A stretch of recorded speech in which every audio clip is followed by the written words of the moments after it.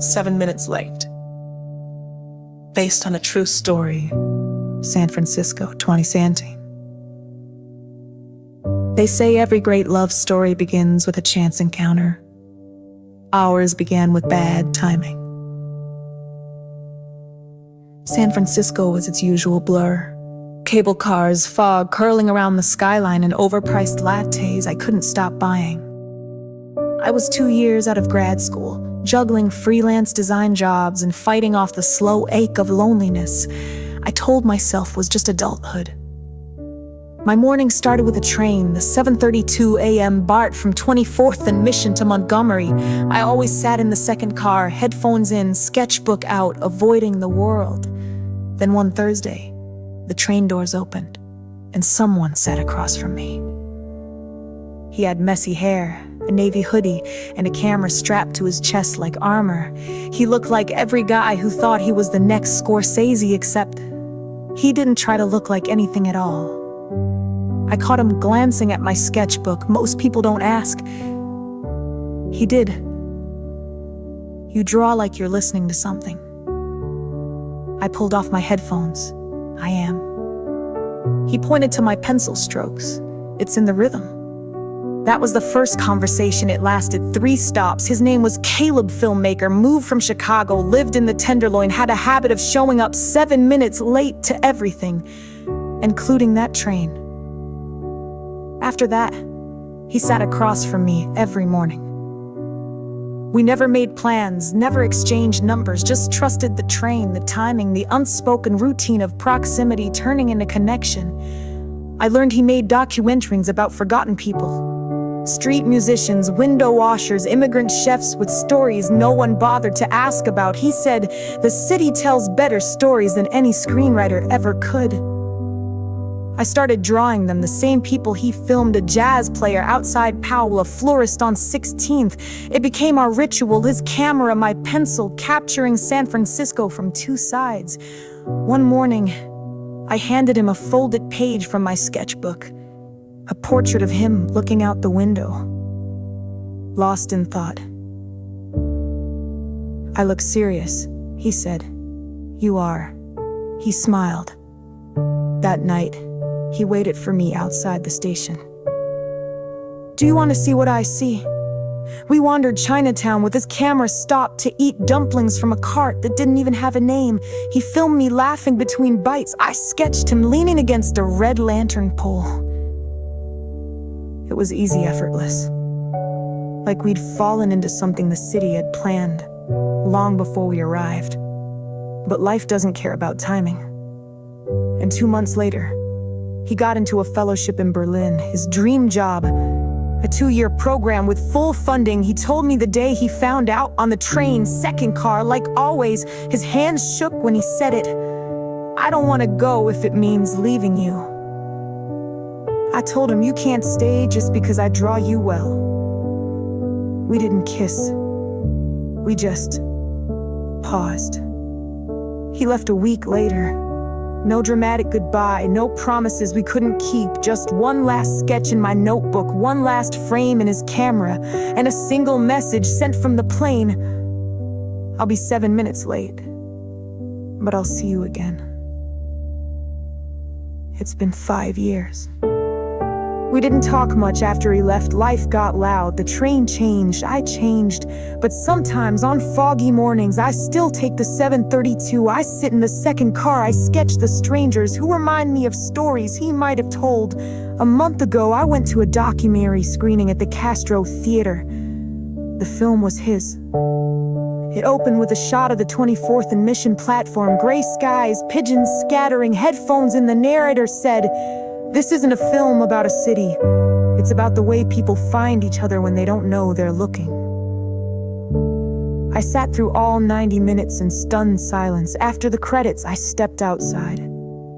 And there he was, camera still hanging from his chest, hair still a little messy. "I think I'm right on time," he said. I didn't answer. I just walked up and kissed him. Right there on Castro Street, where strangers were too busy living to notice a reunion 5 years in the making. Because sometimes love doesn't leave. It just waits on another train,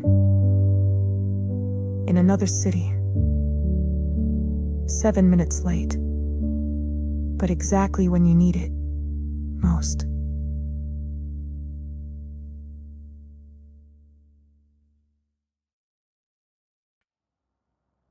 The river behind the house didn't used to scare me. It once whispered comfort like a lullaby rustling through the trees in late autumn. But after everything that happened, I hear it differently now.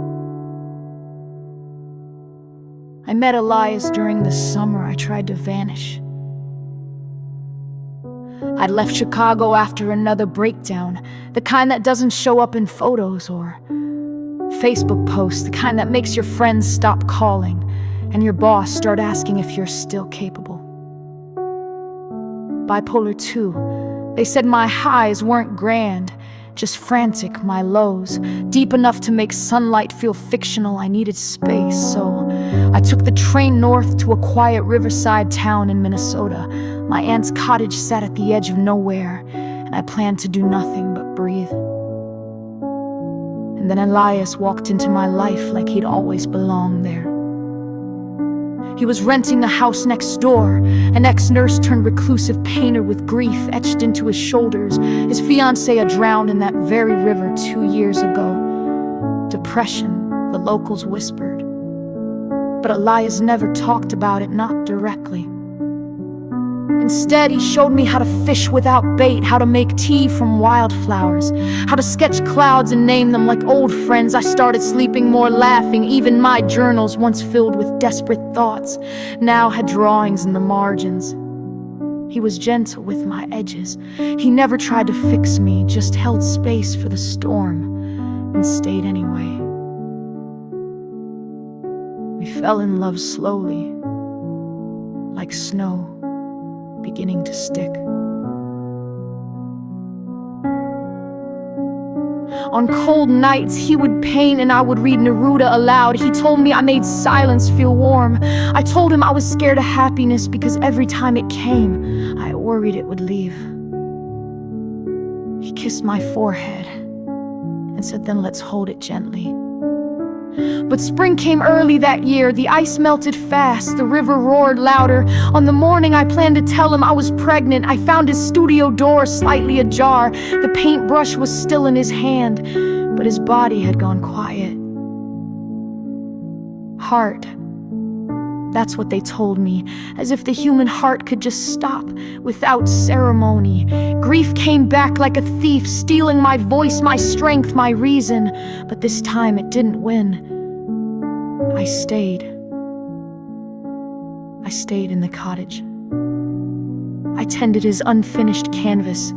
I walked by the river every day, whispered stories to the child growing inside me, and promised them they'd know their father, not through his death, but through the love he gave me when I thought I was unlovable.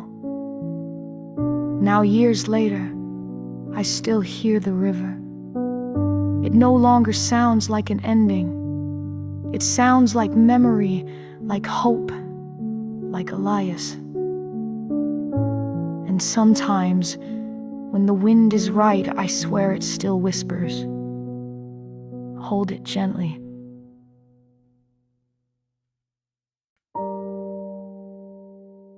They say New York never sleeps. But in April 2020, it did. The city that once roared fell completely, eerily quiet. Streets emptied, sirens were louder than ever. And I was suddenly alone in an apartment where the walls felt like they were getting closer by the hour. I was a nurse at Lenox Hill 6 nights a week. Scrubs, masks, bruises behind my ears from PPE that never quite fit right. My days were filled with chaos, but my nights, my precious few nights off, were spent at the window. 6 stories up in the East Village with nothing but pigeons, silence, and the guy across the courtyard. He played the piano, badly. Every evening around 8, I'd hear it, a clumsy, uncertain melody drifting out of window number 6 in the opposite building. He started with Chopin and butchered it, then switched to Elton John, which was somehow worse. But I loved it, because it meant I wasn't alone. We never spoke, not at first, just looked. I'd lift my coffee mug in a silent toast. He'd wave back, awkward and shy. The first time, he taped a note to the window. It said, "Your plants look like they're judging me, especially the cactus." I laughed for the first time in weeks. I wrote back, "You're not wrong. His name is Carlos. He's very disappointed in your chord progression." From there, it became a thing. Sticky notes across windows, like a slow-motion conversation. I found out he was a furloughed symphony cellist named Evan, originally from Seattle, moved to NYC 2 years ago for love, got dumped in February, unemployed by March, and by April playing piano like his life depended on it. I told him about the hospital. Not everything, just enough. He taped up a sign that read, "Thank you for everything you're doing." Really.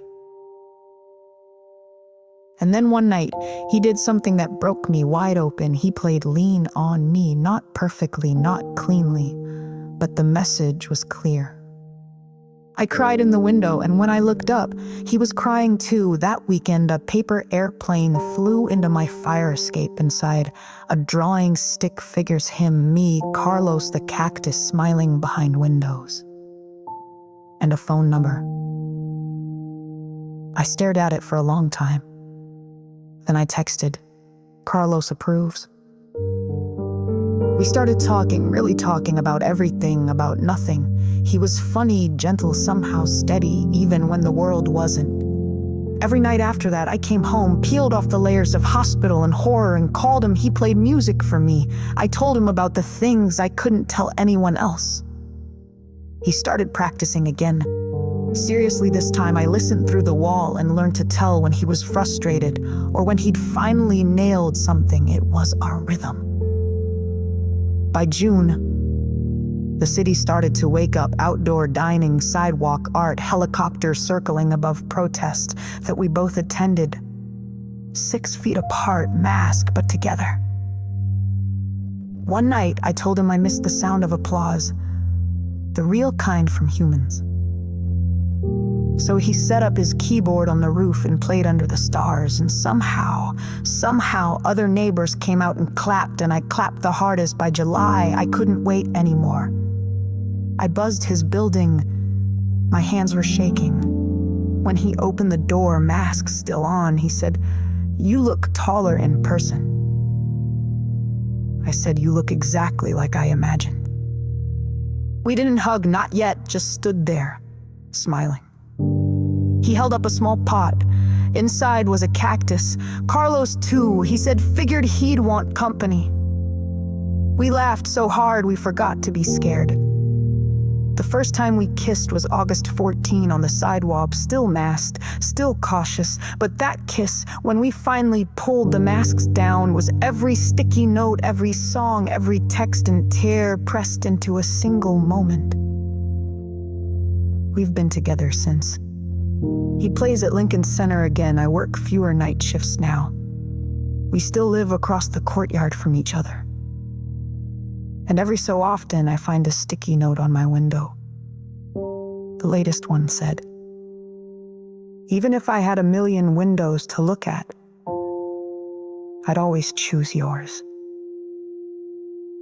'Cause sometimes love doesn't arrive in grand gestures. Sometimes it drifts through a window during a city's quietest hour and reminds you that even in isolation, you were never truly alone.